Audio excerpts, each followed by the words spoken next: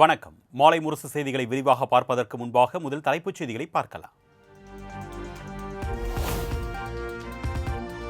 ஒடிஷா, பீகார் என்று எங்கு சென்றாலும் பாஜகவினர் தமிழர்களின் மீதான வன்மத்தை தேர்தல் அரசியலுக்காக வெளிப்படுத்துவதா?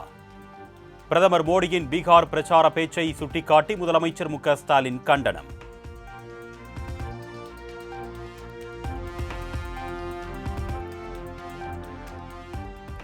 நாட்டில் உள்ள அனைவருக்குமான பிரதமர் பொறுப்பில் இருக்கிறோம் என்பதையே மோடி அடிக்கடி மறந்து விடுகிறார் என்று முதலமைச்சர் கடும் தாக்கு.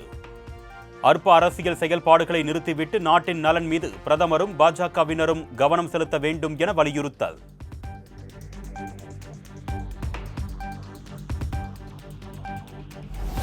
தமிழ்நாட்டில் மீண்டும் கார் உற்பத்தியை தொடங்குகிறது ஃபோர்ட் நிறுவனம். தலைமைச் செயலகத்தில் முதலமைச்சர் மு.க.ஸ்டாலின் முன்னிலையில் ஒப்பந்தம் கையெழுத்தானது.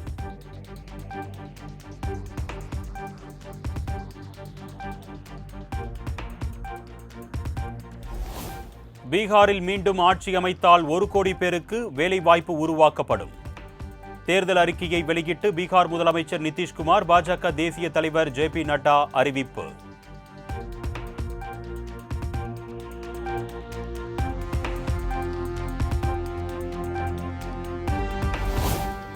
பீகார் பள்ளிகளில் காலை உணவு திட்டம் கொண்டு வரப்படும் என்று பாஜக கூட்டணி தேர்தல் வாக்குறுதி.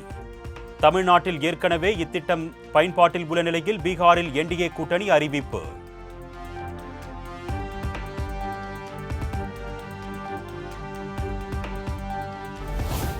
சர்தார் வல்லபாய் பட்டேலின் பிறந்த நாளை நினைவு கூறும் விதமாக நாடு முழுவதும் இன்று தேசிய ஒற்றுமை தினம் கொண்டாட்டம். டெல்லியில் பட்டேல் உருவப்படத்திற்கு குடியரசுத் தலைவர் திரௌபதி முர்மு மலர் தூவி மரியாதை.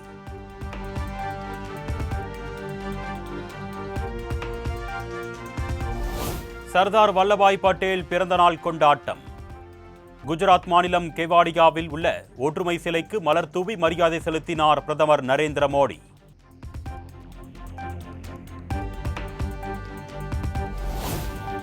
குஜராத் மாநிலத்தில் சர்தார் வல்லபாய் பட்டேலின் பிறந்தநாள் விழா உற்சாக கொண்டாட்டம். நமது வீரர்களின் மிடுக்கான அணிவகுப்பை கண்டு ரசித்த பார்வையாளர்கள்.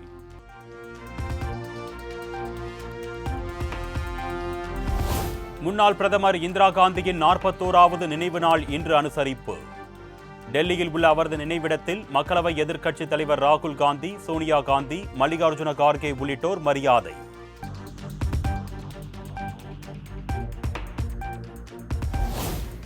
கோவையில் சர்வதேச கிரிக்கெட் மைதான திட்ட பணிகளை மேற்கொள்ள டெண்டர் கோரியது தமிழ்நாடு தொழில் வளர்ச்சிக் கழகம்.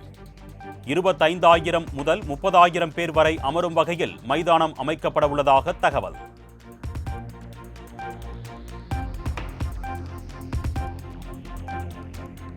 கரூர் துயர சம்பவம் தொடர்பான வழக்கு விசாரணையை மீண்டும் துரிதப்படுத்தியுள்ளது சிபிஐ.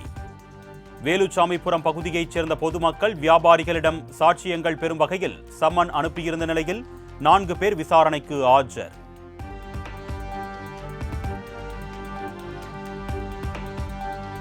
உலக புகழ்பெற்ற தஞ்சை பெரிய கோவிலில் மாமன்னன் ராஜராஜ சோழனின் சதய விழா நாட்டுப்புற கலை நிகழ்ச்சிகளுடன் தொடங்கியது.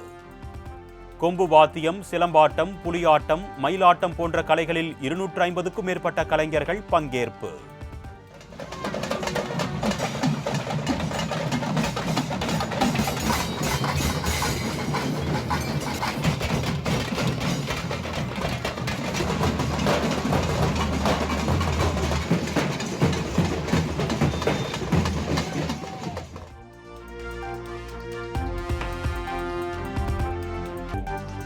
திருச்சி மாவட்டம் முசிறியில் கடனை திருப்பி செலுத்தாத தனியார் பொறியியல் கல்லூரிக்கு சீல். தங்களின் எதிர்காலம் கேள்விக்குறியாகிய நிலையில் ஆட்சியர் உதவிட கல்லூரி மாணவர்கள் கோரிக்கை.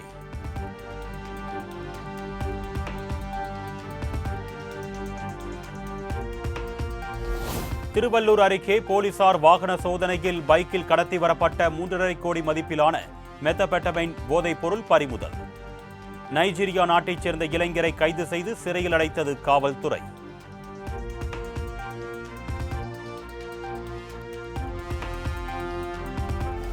ராணிப்பேட்டை மாவட்டம் வாலாஜாபேட்டை அருகே வலி நிவாரண மாத்திரைகளை போதை மாத்திரைகளாக விற்பனை செய்த 2 இளைஞர்கள் கைது.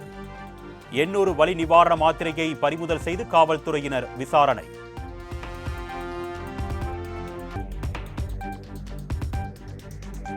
புதிய ரேஷன் கார்டுக்கு விண்ணப்பித்த நபரிடம் 1500 ரூபாய் லஞ்சம் வாங்கிய திருக்குவளை வட்ட வழங்கல் அலுவலர் கையும் களவுமாக கைது. நாகை லஞ்ச ஒழிப்பு போலீசார் நடவடிக்கை.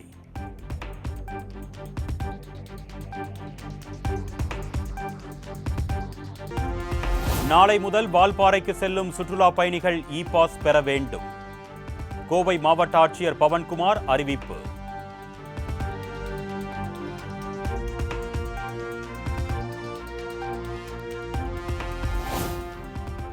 வியாபாரிகளின் நலன் கருதி வால்பாறையில் நாளை முதல் அமல்படுத்தப்படவுள்ள இ-பாஸ் நடைமுறையை ஒத்திவைக்க வேண்டும். தமிழ்நாடு வணிகர் சங்கங்களின் பேரமைப்பு தலைவர் விக்ரமராஜா கோரிக்கை.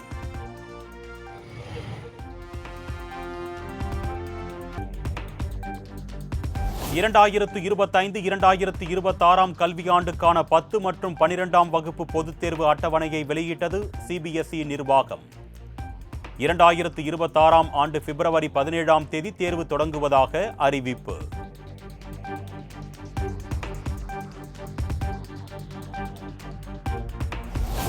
உரிய ஆவணங்கள் இன்றி சட்டவிரோதமாக தங்கியிருந்த 2790 இந்தியர்களை நாடு கடத்தியது அமெரிக்கா. மத்திய வெளியுறவுத்துறை செய்தி தொடர்பாளர் ரன்தீர் ஜெய்ஸ்வால் தகவல்.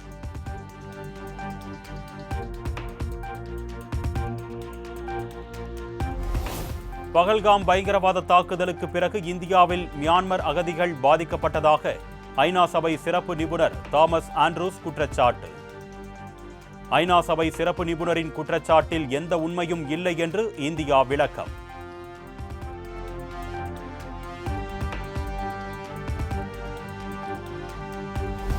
புதுச்சேரியில் வீடுகளுக்கு முதல் 100 யூனிட் வரை ஒரு யூனிட்டுக்கு மின்கட்டணம் 20 காசுகள் உயர்வு. ₹2.70 இருந்த மின்கட்டணத்தை ₹2.90 உயர்த்தி அம்மாநில அரசு உத்தரவு.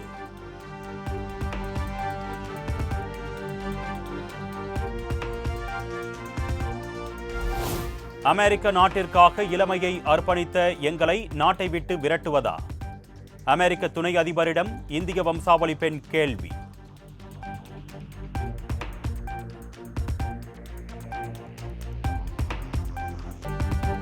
மகளிர் உலகக்கோப்பை கிரிக்கெட் தொடர் அரையிறுதிப் போட்டியில் ஆஸ்திரேலியாவை வீழ்த்தி இந்திய அணி அபார வெற்றி. வரலாற்று சாதனையுடன் இறுதிப் போட்டிக்கு முன்னேறி அசத்தல்.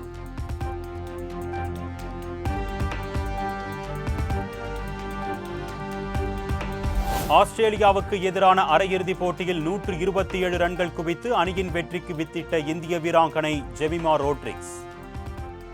வெற்றிக்கு பின் மகிழ்ச்சியில் துள்ளி குதித்து ஆனந்த கண்ணீர்.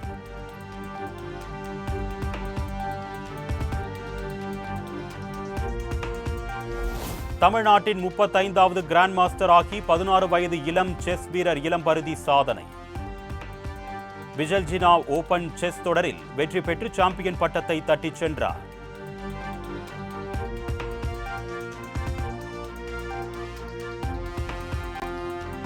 தமிழ்நாட்டின் 35வது கிராண்ட் மாஸ்டரான செஸ் வீரர் இளம்பருதிக்கு முதலமைச்சர் மு.க. ஸ்டாலின், துணை முதலமைச்சர் உதயநிதி வாழ்த்து. தமிழ்நாட்டின் சாம்பியன் கிரீடத்தில் மற்றும் ஒரு ரத்தினத்தை சேர்த்துள்ளார் என்றும் புகழாரம்.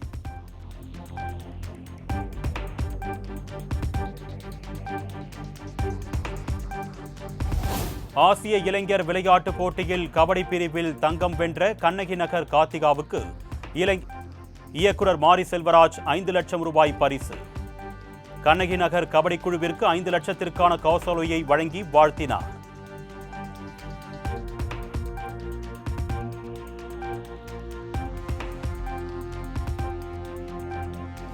ஆசிய இளையோர் தடகள போட்டியில் வெள்ளிப் பதக்கம் வென்று சாதனை படைத்த எட்வினா ஜேசனுக்கு சொந்த ஊரான நெல்லையில் உற்சாக வரவேற்பு.